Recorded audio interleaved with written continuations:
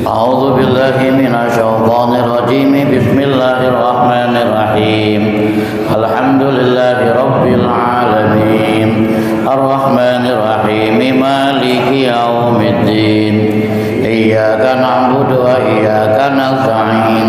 Ihdinas siratal mustaqim.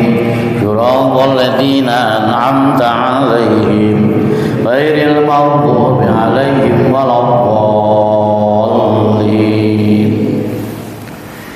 Para asatidz, para guru yang dimuliakan oleh Allah, Ketua DKM Masjid Jami Al-Ikhlas, Bapak Ustadz Edi Kasa beserta jajarannya yang sama-sama kita hormati, segenap para jemaah yang dimuliakan oleh Allah Subhanahu wa taala. Syukur alhamdulillah, kembali kita pada kesempatan ini bisa istiqomah mengikuti pengajian ba'da sholat subuh setiap hari Ahad. Maka mudah-mudahan kita senantiasa mendapatkan keberkahan dari Allah Subhanahu wa taala.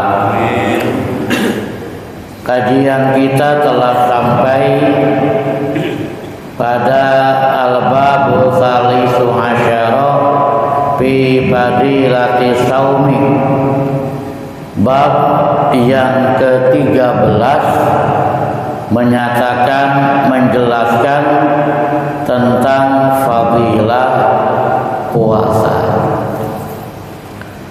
Sampai mana itu? Hadis ketiga ya. Wa qala sallallahu alaihi wasallam la khuluqu pamisaimi atyabu minallahi min rihil miski.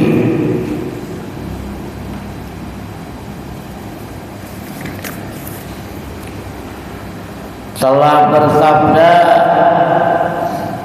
Nabi besar Muhammad sallallahu alaihi wasallam,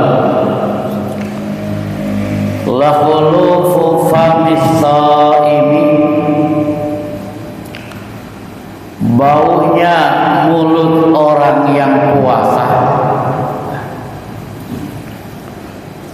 tidak sedapnya mulut orang yang puasa, atyabu indallahi, lebih baik di sisi Allah, min rihil miski, dari wanginya minyak misik. Jadi kata Rasulullah, bau mulut orang yang berpuasa gitu. Orang kan kalau berpuasa aroma mulutnya enggak sedap ya. Apalagi kalau udah di atas jawal. Apa di atas jawal itu? Sudah di atas zuhur, sudah matahari tergelincir ya. Maka bau mulutnya enggak sedap. Nah, itu di hadapan manusia, tetapi di hadapan Allah, bau yang tidak sedap itu atyabu indallah, itu lebih baik, lebih thayyib, lebih bagus di sisi Allah, min rihil miski, dari wanginya minyak misik ya. Nah, hingga ada sebagian ulama berbeda pendapat gitu. Iya, di hadapan Allah baunya lebih harum dari minyak misik, tapi di hadapan manusia bagaimana, kan begitu. Hingga ada ulama yang memperbolehkan lagi puasa itu dia bersiwak, maksudnya menyikat gigi dengan menggunakan odol, ya, dengan menggunakan odol, dengan alasan dia wangi, lebih wangi dari minyak misik itu di hadapan Allah, tapi di hadapan manusia, nah begitu alasannya. Nah, kalau sebagian lagi berpendapat, oh boleh dia bersihkan gigi, tapi nggak boleh pakai odol.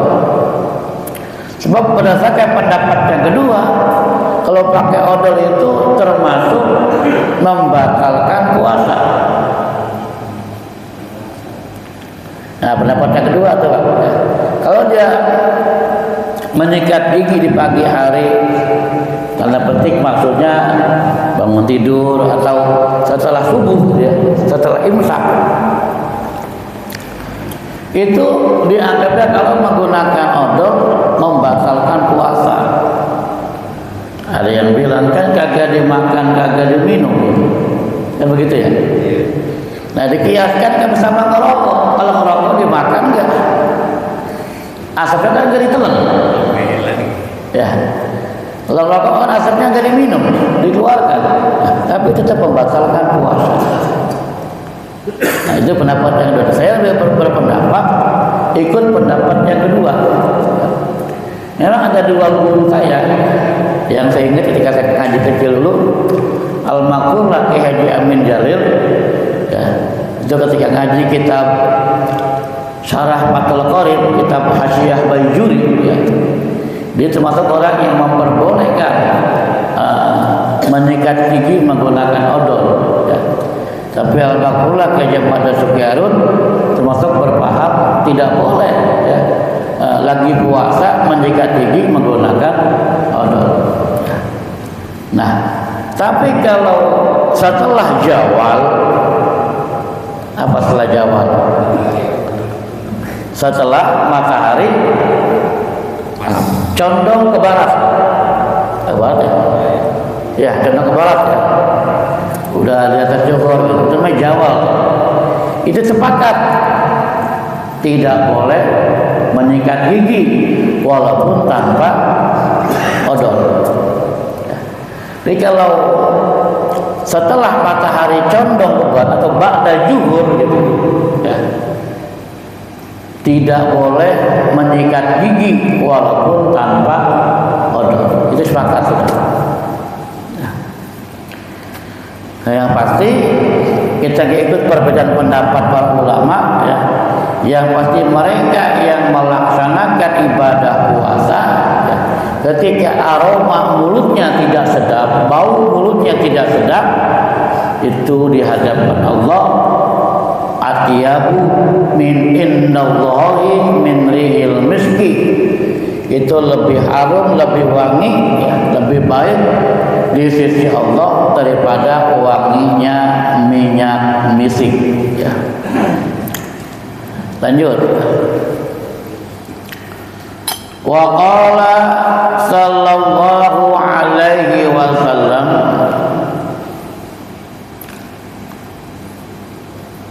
alaikum bil ghanimatil baridah. Qalu ya Rasulullah, wa mal ghanimatul baridah? Qala as-saumu bisyita'i al-ghanimatul baridah. Telah bersabda Rasulullah sallallahu alaihi wasallam, alaikum bil ghanimatil baridah. Hendaklah kamu, gitu, ya. Ditafsirkan oleh Imam Nawawi, al-jumuha, lazimkanlah, gitu, biasakanlah kamu mengambil al-ghanimatul baridah. Bil ghanimatil baridah, dengan harta rampasan perang yang dingin. Gonimah itu artinya harta rampasan perang, Pak. Jadi kalau perang itu ada yang namanya harta gonimah. Ya. Lagi peperangan, musuh kalah, ya. Hartanya diambil apa yang menang. Itu namanya harta gonimah. Harta rampasan perang. Dan ini diantara faktor yang membuat kekalahan umat Islam dalam perang Uhud, karena harta gonimah ini, harta rampasan perang. Ya.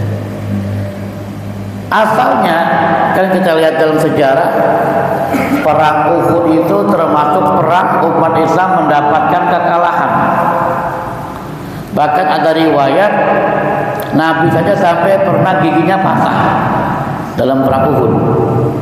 Nah, di antara salah satu faktor kekalahan umat Islam dalam perang Uhud, karena umat Islam ini tidak menuruti perintah Rasul, tergiur dengan harta gonimah, tergiur dengan harta rampasan perang. Jadi melihat orang kafir sudah kocar-kacir, ya, banyak hartanya yang ditinggalkan, pasukan-pasukan panah itu turun dari bukit itu, ya, meninggalkan pos-posnya karena tertarik ingin mengambil harta rampasan perang. Ya. Padahal kata Rasul jangan turun, tetap posisi di atas gitu, di pos yang telah diinstruksikan oleh beliau Rasul. Tapi karena tertarik dengan harta gonimah, harta rampasan perang, dia turun. Ketika pasukan panah dari bukit turun, maka berbalik orang-orang kafir menyerang orang-orang Islam, hingga nggak punya lagi pertahanan. Ini harta gonimah namanya, tergiur harta rampasan perang. Nah, itu sepintas saya menjelaskan harta gonimah, ya. Nah, di hadis ini kita diperintahkan alaikum bil ghanimatil baridah. Justru kita diperintahkan untuk mengambil, ya, untuk senantiasa dengan ghanimatil baridah. Alaikum bil ghanimatil baridah. Hendaklah kamu senantiasa bersama harta rampasan perang al-baridah, yang dingin. Al-bari itu dingin, ya. Harta rampasan perang yang dingin. Qalu, para sahabat bertanya, apa kata para sahabat? Ya Rasulullah, wahai Rasulullah, wa mal ghanimatul baridah. Kalau bahasa kitanya, ya Rasul, emang apa sih itu gitu, yang namanya ghanimatul baridah? Apa sih ya Rasul harta rampasan perang yang dingin itu gitu. Ya. Itu sahabat aja nggak tahu, Pak, apa harta rampasan perang yang dingin. Nanya, apa sih itu harta rampasan perang yang dingin?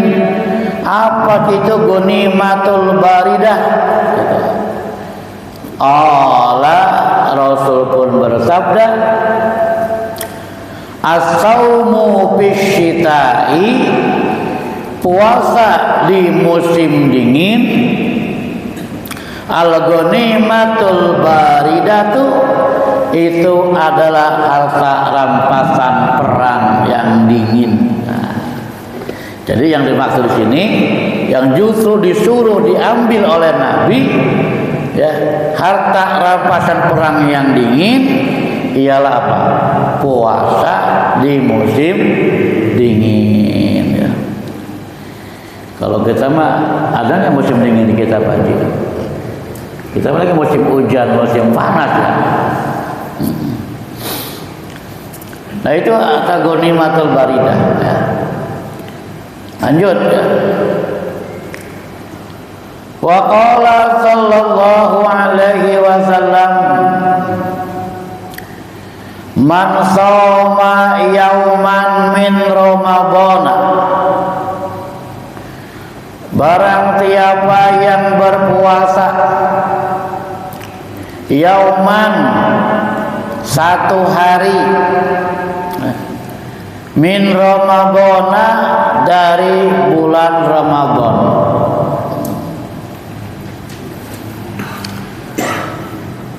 Barang siapa yang telah berpuasa satu hari dari bulan Ramadan,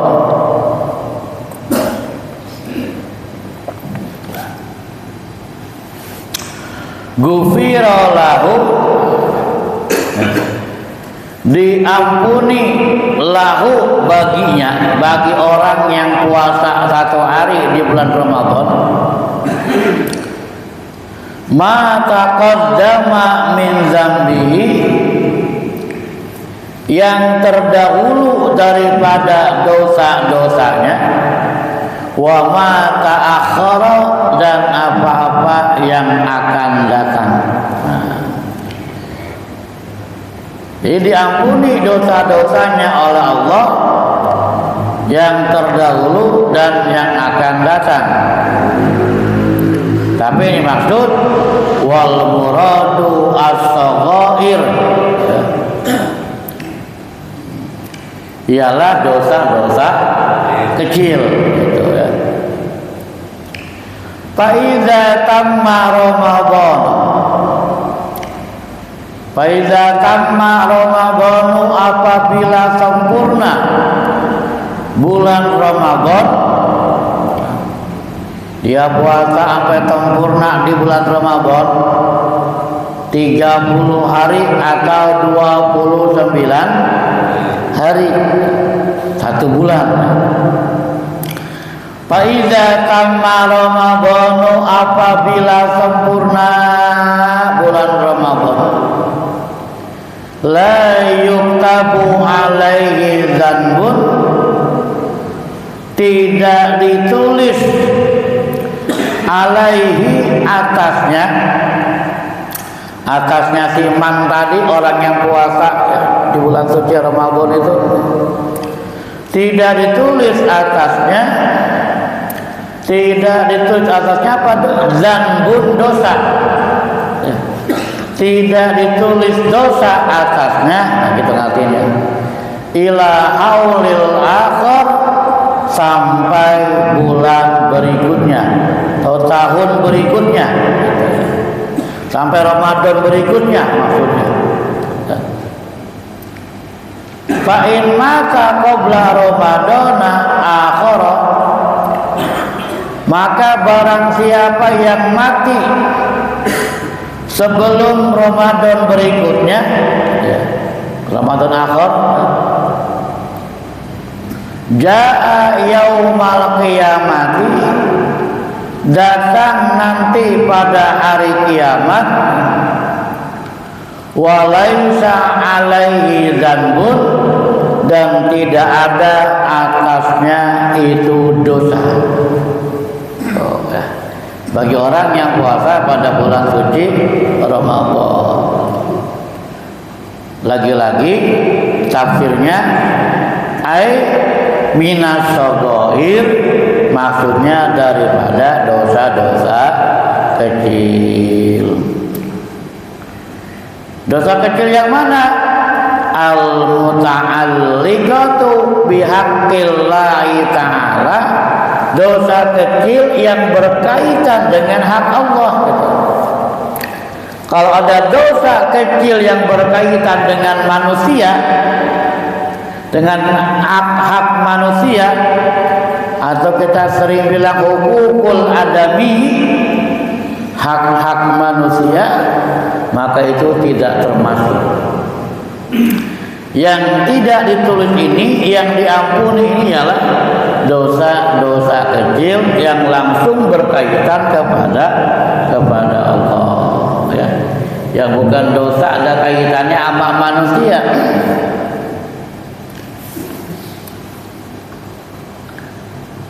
Nah, para jemaah yang dimuliakan oleh Allah Subhanahu Lanjut nih ya, biar kelar. Lau azinallahu lis samawati wal ardi anta takallama laqalata busyra liman shoma ramadhana bil jannah.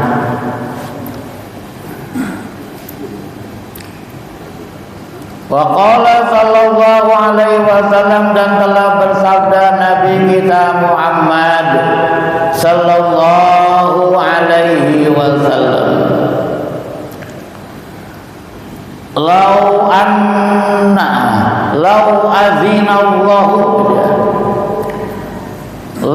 azinallahu, andai saja Allah mengizinkan, andai saja Allah mengizinkan, lis samawati wal ardi, kepada langit dan bumi, andai saja Allah mengizinkan kepada langit dan bumi, antatakallama, untuk berbicara, untuk ngomong. Andai saja Allah mengizinkan langit dan bumi berbicara, laqalata, itulahnya lam taukid, pasti kedua-duanya akan ngomong. Langit ngomong, bumi ngomong, pasti akan ngomong tuh, kalau diizinkan oleh Allah Subhanahu wa ta'ala. Apa kata langit dan bumi? Kalau diizinkan oleh Allah bisa ngomong, dia pasti ngomong. Dia akan ngomong, busyra liman shoma ramadhana bil jannah, bergembira liman shoma, bagi orang yang berpuasa Ramadhana, di bulan Ramadhan, bil jannati, dengan sorga. Oh, andai saja langit bisa ngomong, Pak, bumi bisa ngomong, dia pasti ngomong. Gembira buat orang yang puasa Ramadan, ya. Gembira dengan sorganya Allah Subhanahu wa ta'ala. Maka mudah-mudahan kita sampaikan pada Ramadan besok. Ya Rabbal. Udah bulan apa sekarang kita ini? Udah bulan apa ya? Bulan apa ya? Udah Jumatul Akhir ya? Lagi bahasa. Iya. 2 bulan lagi Pak De. Udah Jumatul Akhir, Rajab, Sya'ban, Ramadan. Lebaran lagi kita udah ya. Gak kerasa ya. Semoga kita sampaikan pada Ramadan berikutnya. Wa qala sallallahu alaihi wasallam, lanjut Pak.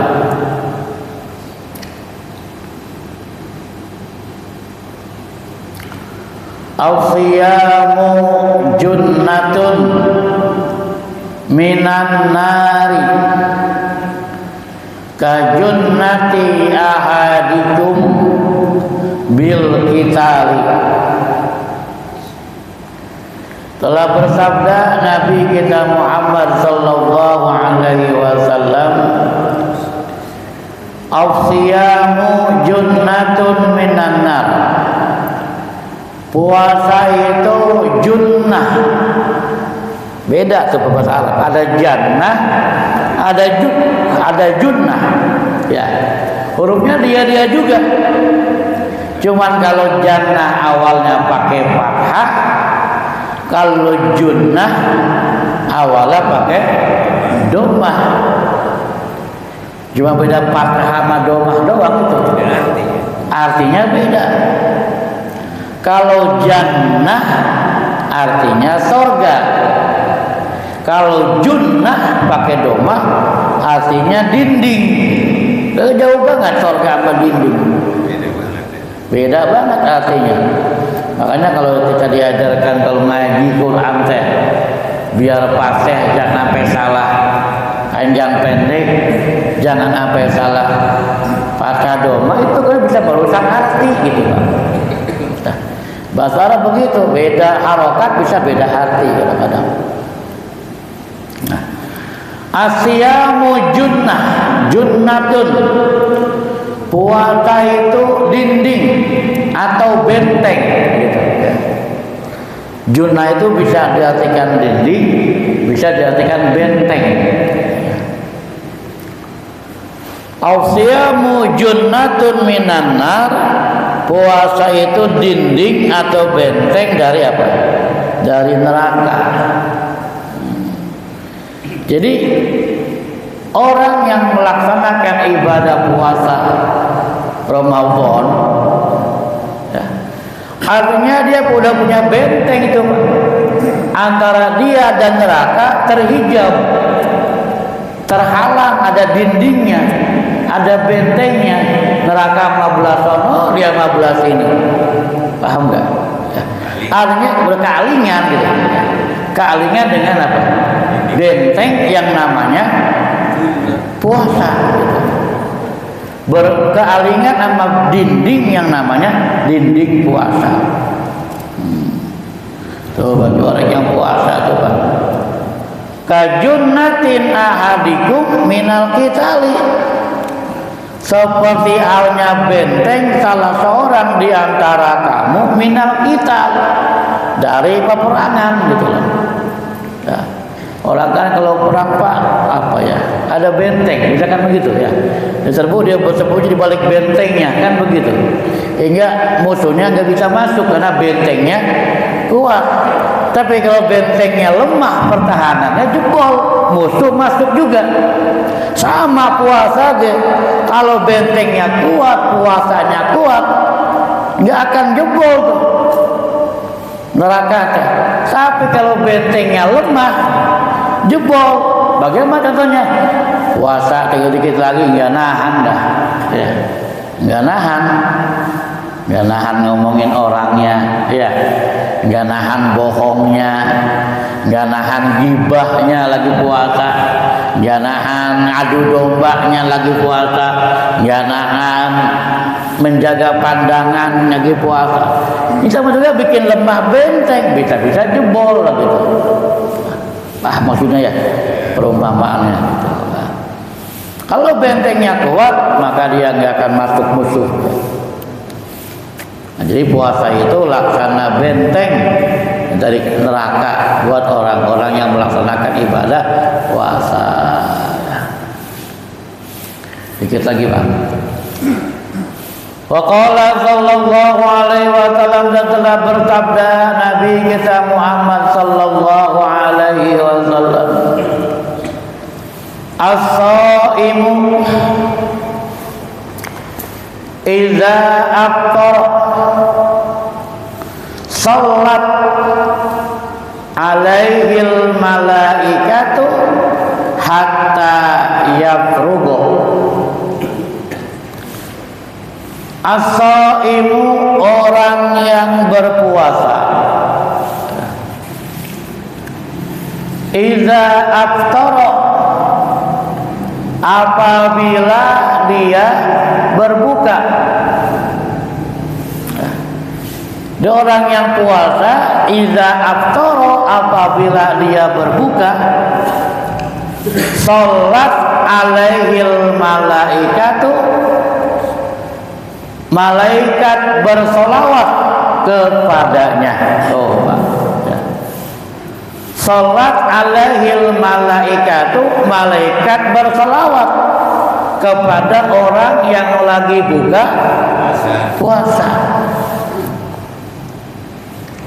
Pertanyaannya, bagaimana sih gitu? Apa sih yang dimaksud malaikat bersolawat kepada orang yang berpuasa? Ditafsirkan oleh Imam Nawawi, dijelaskan ya, ai da'at lahu bil barakati. Satu, makna malaikat bersolawat kepada orang yang berpuasa maksudnya da'at lahu bil barakah. Malaikat berdoa tuh, ya, bagi orang yang buka puasa bil barakah dengan apa? Keberkahan. Da'at lahu bil barakah, itu orang yang lagi puasa didoain oleh malaikat agar berkah gitu Pak. Itu makna malaikat berselawat kepada orang yang puasa. Ya Allah, malaikat aja doa. Da'at lahu bil barakah, mendoakan orang yang buka puasa dengan keberkahan. Apalagi maksudnya ya. Au istaghfarat lahu, atau yang kedua maksud daripada malaikat berselawat itu istaghfarat lahu, malaikat itu memohonkan ampun, memohonkan ampun kepada Allah lahu, bagi orang yang lagi buka puasa. Ya Allah ya. Jadi kita beruntung. Baik, nih keterangannya puasa umum nih.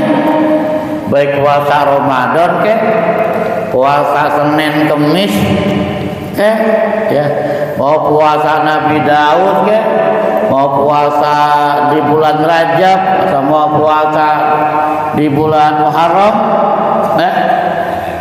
Senin Kemis ya.